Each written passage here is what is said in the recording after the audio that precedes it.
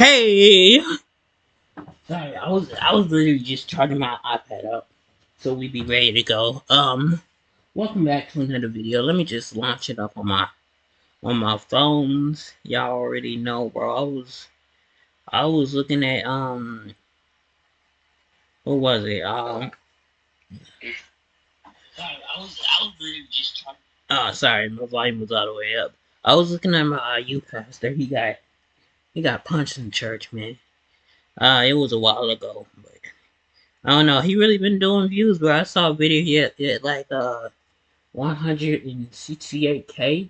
Plus he had like 10 other channels reacting to it, and they was already in the thousands. It's like, damn, you got more views than me, my boy.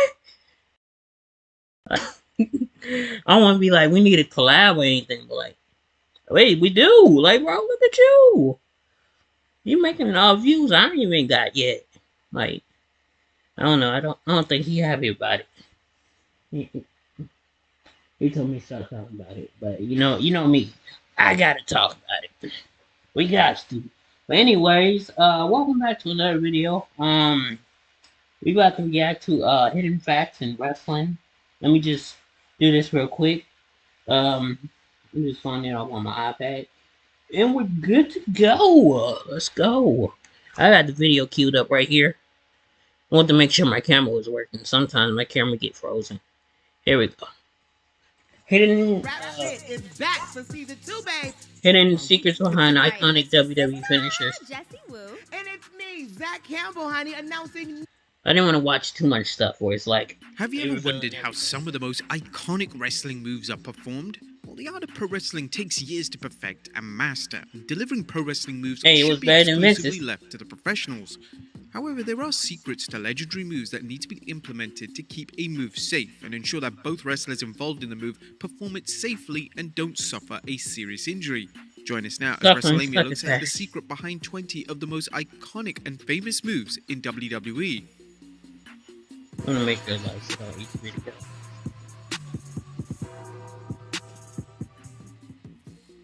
Be sure to subscribe and hit that notification bell for daily wrestling videos and follow us on Facebook for exclusive lists. Also check out our new channel, WrestleMania Shorts. Number 20, the Super Kick. And whilst the Super Kick is now one of the most overused moves in pro wrestling, the move needs to be delivered. I don't feel like it's overused anymore. The most famous wrestler to pretty ever much the only people we see do it are Samoans. Sweet Chin Music. So Sikoa, Jey Uso, have their hands up to cushion the blow. Additionally, and then I guess you could say Cody Rhodes. Towards the shoulder or chest, and the kick should be delivered lightly, so the move causes. Since my boy Dolph Ziggler not in there, he don't really do it no more. Delivering the move is also prone to slapping their thigh, which makes an emphatic sound. However, it's worth noting that this has received extensive criticism in recent years, and a number of wrestlers prefer not to incorporate a thigh slap. Number 19, Crossroads. The Crossroads, as performed by WWE star Cody Rhodes, is one of the most popular finishing moves. No, I thought they were seeing a lot of people use it. Looks complicated. Because the only people I think use it are the individual Damian Priest and Cody Rhodes. From face bump. The move is hard to get wrong, and some wrestlers even opt to spike their own head when taking the move. This has been seen in Rhodes' matches with the likes of Chad Gable. This is an emphatic sell of the move, but shouldn't be attempted by those who are just starting to learn their craft. Number 8, the Hurt Lock. Right. Bobby Lashley's Hurt Lock finisher was him and Chris Masters, the only one that I seen do it. The secret to this it's crazy how Chris Masters put it on Bobby, and Bobby turned around and put it on other people. And as long as the move still looks legitimate, it passes as I don't think Bobby Lashley even does the Hurt Lock anymore, unless he's facing like a strong person like Brock Lesnar. He usually just does the spear and ends it. Submission moves of this nature need to be sold with conviction and meaning, or the secret is just going to be exposed to the entire fan base. Number 17, the Tombstone Piledriver. One of the most devastating yet iconic moves in WWE history is the Tombstone Piledriver. This was perfected by The Undertaker, as the move can be dangerous, but if it's performed by a professional such as the Deadman, no harm will come to the opponent. The wrestler's head should never touch the mat when delivering the move. And do it the best. Deadman doesn't drop his opponent, the opponent will wrap their arms around the Deadman, giving themselves a ton of support when he eventually falls hard onto his knees. For the move to work, it requires a ton of cooperation, but as long as both wrestlers are on the same page, everything should be absolutely fine. Number 16, the Styles Clash. The styles clash has caused a number of injuries throughout the move's existence, and the main reason for this is that Yoshi wrestlers have taken the move completely the wrong way. When AJ Styles gets his opponent in a position to slam them into the mat, the opponent must not under any circumstances tuck their chin in. This can lead to a broken neck. The issue is that it's a wrestler's instinct to tuck their chin in during a match, so this likely explains why so many injuries have occurred. James Ellsworth notably discussed this during Eric Bischoff's podcast and stated, "It's just that instinctive, wrestler thing of tuck your chin, and that's the one move you don't do it on." And I felt so bad about it, like afterwards, because and they were all cool about it and everything, because it looked good on TV. It looked like he killed me, so it's not like it looked like bad or anything. But it just was that instinct of tuck your chin. Been told to do it for 14 years, and that was that's all it was. But I was okay. It was fine. I didn't get hurt obviously, and AJ, like I said earlier, in my humble opinion, is the best in the world, and he knows how to adjust to things. And everything, was okay afterwards. Yeah. Is this the ad? I felt like it was. I thought it was gonna be like one of those gaming ads, like Overwatch or something. Number 15, the STF. John Cena's version of the STF is often criticized, as Cena greatly exposes how the move is performed safely. The lower leg of the opponent should be loosely locked behind the leg of the wrestler delivering the move. Then the wrestler delivering the move should then apply a face lock style submission that applies little to no pressure. If this was applied for real, it would cause extreme anguish, so it's all about being cautious with the move and limiting how much pressure is applied. Number 14, the German suplex.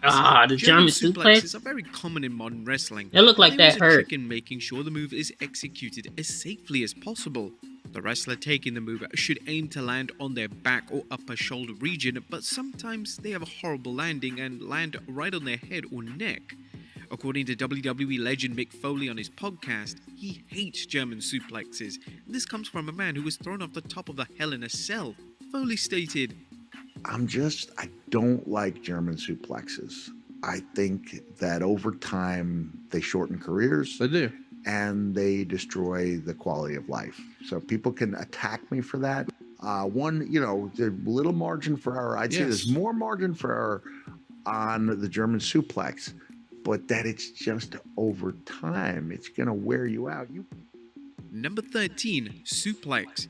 One of the most fundamental moves in wrestling. I feel like it's hard to mess with a suplex because he's actually putting them on their back. Cooperation between the two wrestlers, and the wrestler taking the move will usually post their hand on the wrestler's side, which allows them to flip over and take the suplex bump.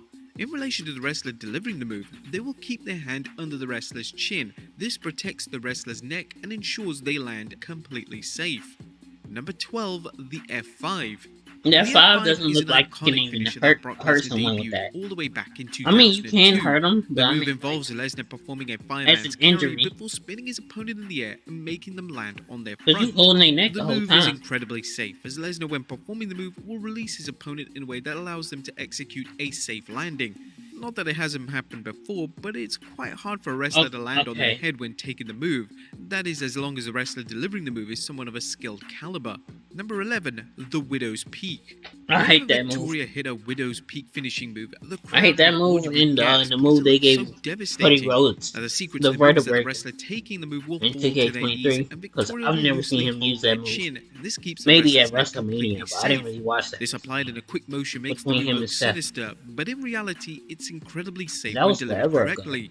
Due to the nature of the move, it allows the wrestler taking the move to deliver their own unique sell. Some of the sells of the finishing move have been unbelievably impressive. The Razor's Edge finishing move is impressive visually, and it's a shame that wrestlers are reluctant to use the move. Sheamus uses a version of the move known as the High Cross. Those are three people I know use it. Sheamus, kept for big matches. The move begins with a wrestler placing their opponent's head between their legs. Damian Priest, and lift their opponent over his shoulders and cross position over his head. The secret behind the move is by performing a standard back bump with the wrestler putting their arms out, but some wrestlers have awkwardly landed on their head, which is certainly not the way to land. Number 9, the Frog Splash. Eddie Guerrero and Rob Van Dam both popularized the... I'll just stay here. I gotta go do something. God dang it.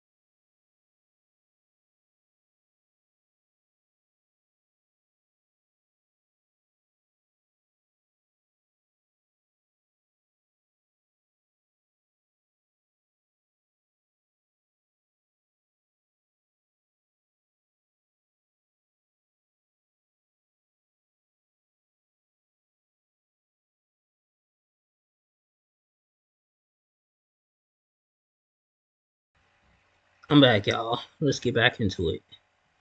Okay, let me make sure I go to this screen. I messed that up quite a few times. Okay. Where we left off. The frog splash in the move is still used in modern WWE by the likes of Kevin Owens and Montez Ford. To perform the move safely, though, ain't gonna lie, the they are the only people that use it. To land on their knees also, forearms, which means ultimately they Dominic Mysterio and Ray. All of the impact. Well, Ray not so much. To keep their arms Ray usually just takes people out with that 619. Doesn't take the brute force of the landing. I don't really think he be doing that. And if he does, it's like a alternate. By enemies often unimaginable. When there are battles to win for America's future, there is one constant. Marines. So I found this website claiming to give free gift cards to Ray alternated his move. I actually got one, so let's test it out. Because he didn't like laying on his stomach, but it hurt. Well-known submission moves he started doing some other move. Chris Jericho's version of the Boston Crab has one main secret though, and it comes down to pressure. When Jericho gets a grip of his opponent's legs, he barely applies any pressure. The reason that the move looks so painful comes down to the opponent's effective selling. The opponent has to sell the move as if they're in absolute agony, and that's how the move is going to be seen by the audience as a credible, legitimate submission. Me and my brother used to do this move all the time to each other. And that thing hurt. 99% of matches is the body Trying slam. to stay in there for a long time. You wouldn't see me giving up. Rather simple. The wrestler taking the body slam will use their hand to post on the wrestler's leg. This allows the wrestler delivering the move to safely lift them up and slam them to the mat. This makes the wrestler a lot lighter, and it's how smaller wrestlers are able to slam super heavyweights. It's also common for the wrestler delivering the move to realign their head to the back of their opponent's head. This ensures that the wrestler lands back first and avoids having a horrific landing on their neck or head area. Number 6. The leg drop. The wrestler for making the leg drop famous is I think Hogan said this leg drop did more the wrestler giving to his leg than anything. The wrestler taking it.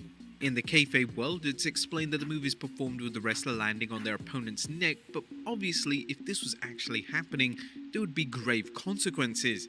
Instead, the wrestler delivering the move will land on top of their opponent's chest, but without full-blown contact. When the wrestler sits down for the leg drop, they will land with their leg bent, meaning that they themselves take the majority of the impact. Number 5. GTS. Whenever a wrestler such as CM Punk delivers a GTS, it always looks painful to take, but there is a secret to perfecting the move and keeping it safe. When the wrestler taking the move is about to hit the knee, they should already have their feet on the ground. Then, within a matter of moments, the wrestler should turn their head and safely land their head on the wrestler's cushioned knee pad. The wrestler will then perform a back bump to sell the impact of the perceived brutality. This can be a hard move to understand and should only be attempted by trained professionals. Number 4. The pedigree. If a wrestler can take a front face bump, then they can master the sell of Triple H's pedigree. To execute the move, the wrestler delivering the pedigree must let go of the wrestler's arms. I hate when they be doing that stumping stuff. Rollins does the pedigree. It looks weird. Do is simply kick their legs out and land with a traditional traditional just Riddle front face didn't do it. bump. The key is to land as flat as possible to avoid landing in an awkward position. Some wrestlers such as Kane prefer to land on their knees. Whilst this is much safer, the long-term damage of this type of bump is severe. Number 3. The chokeslam. Upon a chokeslam being set to be delivered, the first thing to remember is that the wrestler delivering the move should make no legitimate contact with the throat. They should have their grip on the opponent's chest, and if they insist on having a throat grip, under no circumstances should any pressure be applied. The wrestler giving the move will then throw out their opponent's arm, so their armpit is basically resting on their shoulder. This allows the wrestler taking the move to elevate themselves up for the move as high as they want to go. The wrestler taking the move will then jump and perform a back bump, and the wrestler delivering the move has to do very little, but sometimes a grab of the type should be encouraged so that the wrestler can get extra momentum. Number 2. Coup de grace. It's common belief amongst wrestlers that Finn Balor's coup de grace is one of the most painful moves to take. The move sucks in the sense that it's going to hurt no matter what, but there is a certain way Balor can land that can reduce the pain. Balor can land on his back almost immediately after coming off the top rope. This means that most of the impact is taken on his back rather than going through his feet. This is unfortunately the only way of keeping the move safe, and a move of this caliber should mainly be left to those wrestlers with decades of experience, such as the inaugural WWE Universal Champion. And number 1, the Inaugural RKO. Universal To perform the Champion. RKO, I think he it's all means about Seth Rollins. timing. When the wrestler delivering the move locks in I the mean, reverse headlock, both wrestlers need to perform their Finn Balor. distinct bumps I at the forgot he exact said same inaugural time. Universal The wrestler Champion. delivering the move needs I thought to he jump said forward and inaugural deliver a World back bump, Champion. whereas the wrestler taking the move needs to safely perform a front face bump, and they can even throw in some height on the bump by performing a jump. Some wrestlers such as Rob Van Dam and Ricochet have opted to take the move with a spike-style bump, which is a much more complex way of taking the move and can lead to injury if not done correctly. I think Ricochet would do it correctly. He seems like he practicing everything he does. Down below. I'll see you next time with some more wrestling content. Okay. Thank y'all for watching. I'm gonna see y'all in the next one. Y'all stay. So